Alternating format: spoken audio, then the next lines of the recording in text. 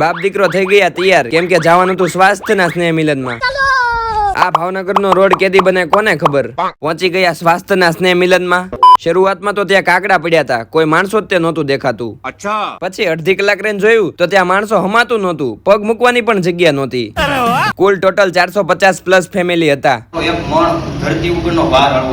મારા પપ્પાએ ધરતી ઉપરનો 1 મણ ભાર ઓછો કરી નાખ્યો. વાહ પપ્પા વાહ. પછી ગેસ સ્પીકર એવા માધવી મેડમ ની એન્ટ્રી થઈ. હો, કોઈ કઈ બોલે તો ખરા કે મારા સર 45 વર્ષની ઉંમરે આટલા ફીટ છે અને આવા તો ઈ ગરબા લે છે ભાઈ.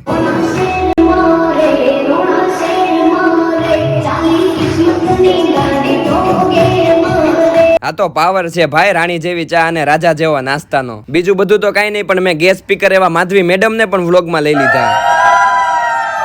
છેલ્લે જમી લીધું અને આવી ગયા પાછા ઘરે. અને હા, નેક્સ્ટ ટાઈમ જો તમારે પણ આવવું હોય તો નિસંકોચ મને DM અથવા